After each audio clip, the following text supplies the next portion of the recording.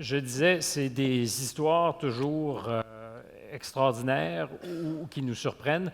Alors, préparez-vous parce qu'on rentre un peu dans vos vies quand on est ici. Est-ce que je dois dire Abdou, Abdourahim, Abdourahim, Abdourahim, ou simplement Lema. Emma? Lema. Lema. Ouais. Parfait, Lema. Toi, tu viens d'une famille polygame Ouais. où tu étais entouré de 24 frères et sœurs. Ça, 24 frères et sœurs. ouais. Est-ce que tu as encore des contacts avec tout ce monde-là? Oui, absolument. C'est une super famille, ça. C'est une très grande famille. Euh, né au Bénin, Oui, au départ, les chances que, parce qu'on va se rendre au doctorat éventuellement dans ton histoire, oui, aujourd'hui, tu es doctorant. oui. Troisième année Euh, de doctorat à l'Université de Montréal. dans ton horizon au Bénin, jeune enfant, est-ce que tu disais, c'est là que je m'en vais? Prends ton temps. Oui. Il faut dire que quand j'ai commencé, je n'avais pas de référent, si je peux le dire de la sorte, parce que, comme vous l'avez mentionné, j'ai des grands frères, des grandes sœurs, mais le niveau maximal qu'ils ont et où elles ont pu atteindre, c'est le primaire. Pour Et du tous coup, et toutes dans la famille? oui, à l'exception d'une seule personne qui a eu les examens, sinon qui a passé les examens d'entrée à l'université, mais qui n'est jamais allé à l'université. Et tout ça, c'est avant moi. Et du coup, quand j'ai commencé, je l'ai dit, je n'avais pas de référent. C'était une bataille, et il faut dire que dans cette communauté, l'éducation n'est vraiment pas la priorité, puisqu'on ne voit pas quelqu'un faire quelque chose d'autre. Et du coup, c'était quand même difficile. Et c'est comme ça que j'ai commencé, jusqu'à ce que j'ai eu le sens ou l'utilité d'aller à l'école, d'étudier. Et voilà comment le combat a commencé. Mais le combat, c'est étudié, mais je dirais qu'il commence aussi avec la distance, parce que Oui, ton village est à 15 kilomètres de kilomètres. l'école la plus proche. Oui, Et il n'y a pas de bus, il n'y a pas de trottinette, il n'y a oui. pas de mobilette, donc il faut marcher. Il faut dire que, d'abord pour le primaire, j'étais la première cohorte de mon village. Et nous étudions dans des appartements. Et quand il pleut, on ne peut pas continuer avec les cours. C'était déjà un défi majeur. Mhm. Et finir le primaire pour aller au collège, comme vous l'avez dit, c'est 15 kilomètres.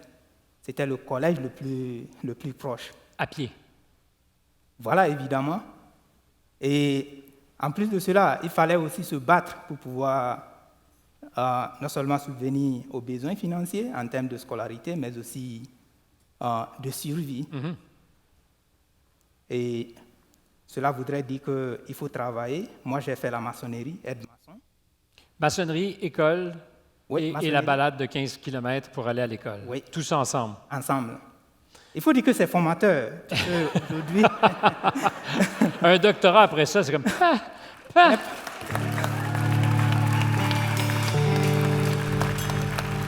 Mais l'histoire est rocambolesque, puis on va être obligé de sauter Ouais. quelques détails, mais tu réussis ton parcours. ouais, Tu réussis même à te qualifier pour aller étudier à l'université en Turquie. oui, Et les affaires à nouveau tournent mal. Il y a un coup d'État et soudainement, ta bourse, l'université qui t'a accueilli dit Ouais. c'est fini ouais, et on te laisse littéralement dans la rue. ouais. Et tu dis non, non, non, non, non, non, non, non. Il faut dire que le coup d'État s'est passé le 15 juillet 2016 et le 25, donc 10 jours après 10 jours après le coup d'État. le coup d'État, l'autorité, donc le gouvernement, a décidé de fermer des universités. Ce n'était pas que la mienne seule. Il y avait au total 15 universités. C'était un samedi, je me rappelle encore comme c'était hier. Nous étions dans la résidence universitaire quand la police a embarqué pour nous dire dégager. Mais dégager pour aller où? Moi, le seul soutien que j'avais en Turquie, c'était la bourse. La seule famille que j'avais, c'était la communauté universitaire. Et c'est comme ça que je me retrouve dans la rue. Mais bien sûr, avec ce bagage, cet antécédent familial retourner au pays n'était pas une option. Parce que d'abord, obtenir une bourse pour étudier à l'extérieur, c'est un grand défi. Et l'obtenir, c'est une grande réalisation. Mais faillir, donc ne pas terminer cette formation, n'était vraiment pas une option. Ce n'était pas une option au point de choisir de coucher sur les fauteuils de la bibliothèque, je pense, d'une autre université qui va ouvrir tes portes, qui va ouvrir ses portes pour toi, Ouais. et de dormir pendant des mois à l'université sur le fauteuil la nuit, Ouais. plutôt que d'aller dans un appartement que tu n'avais pas. Alors, suite à la fermeture des universités, il fallait trouver des moyens pour continuer. Survivre. D'abord survivre, bien sûr, puisque ayant été vidé de la résidence, il fallait trouver des toits, mais aussi comment continuer la formation, puisque c'était pendant les vacances.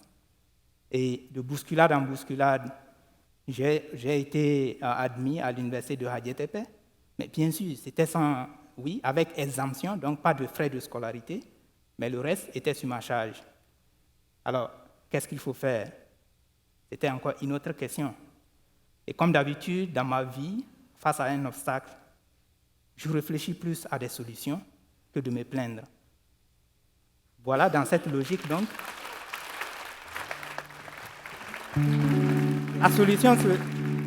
la solution était disponible parce que l'université est équipée de sorte que l'on puisse passer des nuits au sein de la bibliothèque. Et là, c'était une solution qui s'était présentée à moi.